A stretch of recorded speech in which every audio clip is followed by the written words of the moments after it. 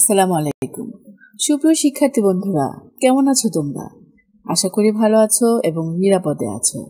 তোমাদের সকলকে বাংলাদেশ ও বিশ্ব পরিচয় অনলাইন ক্লাসে স্বাগত জানাচ্ছি। আশা করছি তোমরা সবাই আমার সাথে আছো। সুপ্রিয় শিক্ষার্থীরা, আমরা আলোচনা করছিলাম বাংলাদেশ ও বিশ্ব পরিচয় বইয়ের ৬ষ্ঠ অধ্যায় বাংলাদেশের নির্বাচন ব্যবস্থা সম্পর্কে। এটি এই অধ্যায়ের দ্বিতীয় ক্লাস। শিক্ষার্থীরা, প্রথম ক্লাসে আমি তোমাদের সাথে নির্বাচনের ধারণা, নির্বাচনের প্রয়োজনীয়তা, নির্বাচন পদ্ধতি এই বিষয়গুলি নিয়ে আলোচনা করেছিলাম। আমাদের আজকের আলোচ্য বিষয় হলো বাংলাদেশের জাতীয় ও স্থানীয় পর্যায়ের নির্বাচন প্রক্রিয়া এই বিষয়টি সম্পর্কে।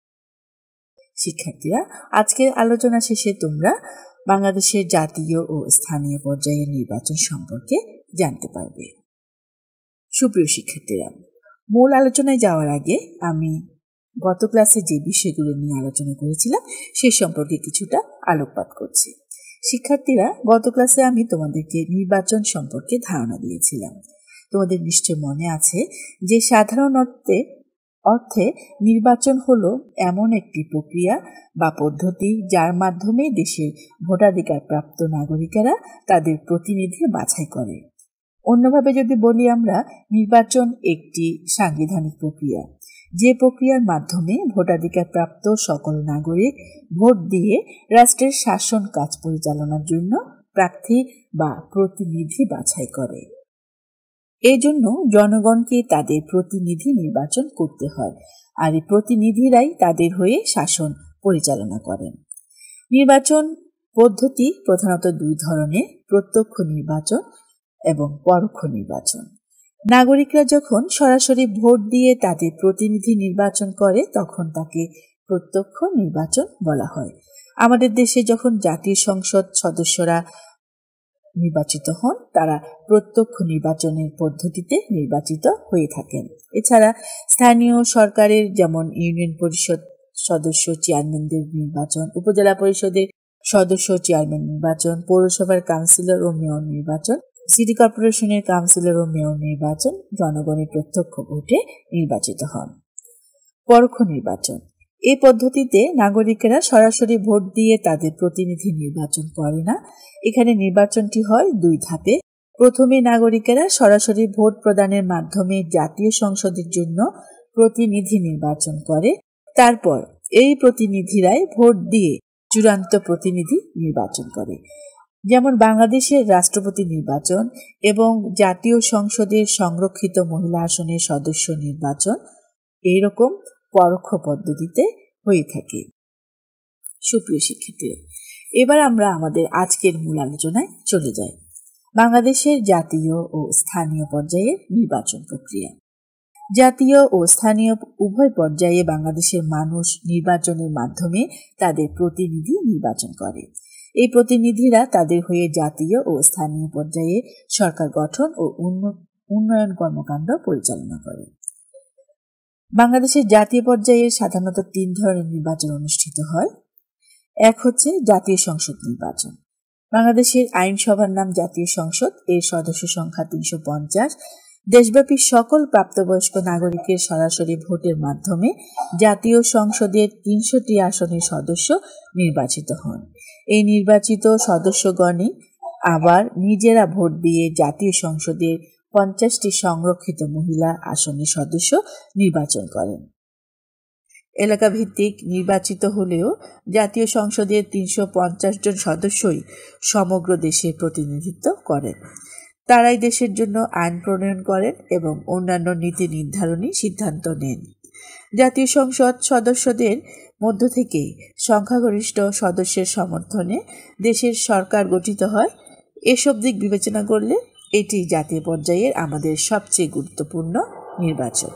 এলাকা ভিত্তিক নির্বাচিত হলেও জাতীয় সংসদের 350 জন সদস্যই সমগ্র দেশে প্রতিনিধিত্ব করেন। তারাই দেশের জন্য আইন প্রণয়ন করেন এবং অন্যান্য নীতি নির্ধারণী সিদ্ধান্ত নেন। জাতীয় সংসদ সদস্যের মধ্য থেকে সংখ্যাগরিষ্ঠ সদস্যের সমর্থনে দেশের সরকার গঠিত হয়। এসব দিক বিবেচনা করলে এটি জাতীয় পর্যায়ে আমাদের দেশে সবচেয়ে গুরুত্বপূর্ণ নির্বাচন। 2 হচ্ছে রাষ্ট্রপতি নির্বাচন। রাষ্ট্রপতি নির্বাচনও আমাদের জাতীয় পর্যায়ের একটি নির্বাচন, যদিও এই নির্বাচনটি প্রত্যক্ষ নয়, পরোক্ষ পদ্ধতিতে হয়ে থাকে। দেশের প্রাপ্তবয়স্ক সকল নাগরিকের ভোটের মাধ্যমে জাতীয় সংসদের সদস্য নির্বাচিত হন।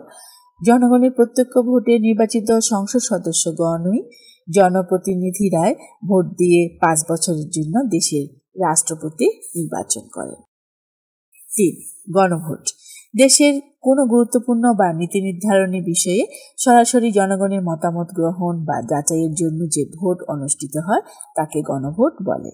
বাংলাদেশের সংবিধানের 5ম সংশোধনীর মাধ্যমে গণভোট ব্যবস্থা বাতিল করা হয়েছে, তবে বিশ্বের অন্যান্য দেশে গণভোট ব্যবস্থা চালু রয়েছে। স্থানীয় পর্যায়ের নির্বাচন। শিক্ষার্থীরা, এবার আমরা স্থানীয় পর্যায়ের নির্বাচন সম্পর্কে আলোচনা করব। দেশের শাসন ব্যবস্থা ও উন্নয়ন কর্মকাণ্ড সুষ্ঠুভাবে পরিচালনার জন্য কেন্দ্রীয় সরকারের অধীনে স্থানীয় পর্যায়ে আরও কয়েকটি প্রশাসনিক স্তর রয়েছে, যেমন গ্রামাঞ্চলে ইউনিয়ন পরিষদ ও উপজেলা পরিষদ, শহরাঞ্চলে পৌরসভা, নগর বা সিটি কর্পোরেশন ইত্যাদি। এবার আমরা সেই স্থানীয় পর্যায়ের নির্বাচন সম্পর্কে আলোচনা করছি। প্রথমেই ইউনিয়ন পরিষদ। ইউনিয়ন পরিষদগুলো গ্রাম ভিত্তিক। বর্তমানে দেশে মোট 4,554টি ইউনিয়ন পরিষদ আছে। প্রতিটি ইউনিয়ন পরিষদে একজন চেয়ারম্যান, 9 জন সাধারণ সদস্য এবং সংরক্ষিত আসনে 3 জন নারী সদস্য থাকেন। সংশ্লিষ্ট এলাকার নাগরিকদের প্রত্যক্ষ ভোটে তারা 5 বছরের জন্য নির্বাচিত হন। উপজেলা পরিষদ। বর্তমানে দেশে 492টি উপজেলা আছে। প্রতিটি উপজেলায় রয়েছে উপজেলা পরিষদ, একজন চেয়ারম্যান, 2 জন ভাইস চেয়ারম্যান নিয়ে এই পরিষদ গঠিত। 2 জন ভাইস চেয়ারম্যানের মধ্যে একজন সংরক্ষিত নারী আসনে নির্বাচনের মাধ্যমে আসতে পারেন। উপজেলা চেয়ারম্যান সংশ্লিষ্ট এলাকার নাগরিকদের প্রত্যক্ষ ভোটে 5 বছরের জন্য নির্বাচিত হন। 3. পৌরসভা। পৌরসভা শহরভিত্তিক সরকার কাঠামো। দেশে বর্তমানে 327টি পৌরসভা আছে।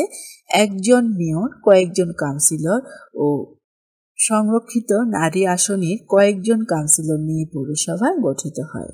তারা সবাই সংশ্লিষ্ট পৌরসভায় বসবাসরত নাগরিক বা ভোটারদের প্রত্যক্ষ ভোটে 5 বছরের জন্য নির্বাচিত হন। এবার আমরা সিটি কর্পোরেশন নির্বাচন সম্পর্কে জানব। বর্তমানে বাংলাদেশে 12টি সিটি কর্পোরেশন রয়েছে।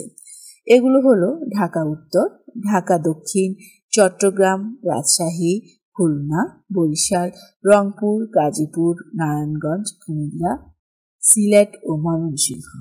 সিটি কর্পোরেশনের প্রধান হলেন মেয়র। প্রতিটি সিটি কর্পোরেশন কয়েকটি ওয়ার্ডে বিভক্ত থাকে। প্রতিটি ওয়ার্ডের জন্য একজন কাউন্সিলর থাকেন। মেয়র ও কাউন্সিলরগণ সবাই সংশ্লিষ্ট এলাকার নাগরিকদের প্রত্যক্ষ ভোটে 5 বছরের জন্য নির্বাচিত হন। জেলা পরিষদ নির্বাচন। 3টি পার্বত্য জেলা ছাড়া বাংলাদেশের বাকি 61টি জেলায় একটি করে জেলা পরিষদ আছে। একজন চেয়ারম্যান, 15 জন সদস্য ও সংরক্ষিত নারী আসনের 5 জন সদস্য নিয়ে জেলা পরিষদ গঠিত হয়। তারা সকলে পরোক্ষ নির্বাচনের মাধ্যমে নির্বাচিত হয়ে থাকেন। জেলা পরিষদের অন্তর্গত সিটি কর্পোরেশন ও পৌরসভার মেয়র ও কাউন্সিলর এবং উপজেলা ও ইউনিয়ন পরিষদের চেয়ারম্যান ও সদস্যদের দ্বারা তারা নির্বাচিত হন। জেলা পরিষদের কার্যকাল 5 বছর। পার্বত্য জেলা পরিষদ। বাংলাদেশে 3টি পার্বত্য জেলা আছে। এগুলো হলো রাঙামাটি, খাগড়াছড়ি ও বান্দরবান। প্রতিটি জেলায় একটি করে পার্বত্য জেলা পরিষদ আছে। একজন চেয়ারম্যান, নির্দিষ্ট সংখ্যক ক্ষুদ্র নৃগোষ্ঠী ও বাঙালি সদস্য সমন্বয়ে এই জেলা পরিষদ গঠিত হয়। তারা সংশ্লিষ্ট পার্বত্য জেলার ভোটারদের প্রত্যক্ষ ভোটে নির্বাচিত হন। উপনির্বাচন। কোনো আসনের নির্বাচিত কোনো সদস্য মেয়াদ পূর্তির পূর্বে মারা গেলে, পদত্যাগ করলে কিংবা অন্য কোনো কারণে আসন শূন্য হলে উক্ত আসনে পুনরায় নির্বাচন অনুষ্ঠান করে নতুন সদস্য বা জনপ্রতিনিধি নির্বাচন করতে হয়। একে উপনির্বাচন বলে। উপনির্বাচন জাতীয় ও স্থানীয় উভয় পর্যায়ে হতে পারে। সুপ্রিয় শিক্ষার্থীরা, আশা করছি আজকের আলোচনার মাধ্যমে তোমরা বাংলাদেশের জাতীয় ও স্থানীয় পর্যায়ে নির্বাচন সম্পর্কে ভালোভাবে অবগত হয়েছ।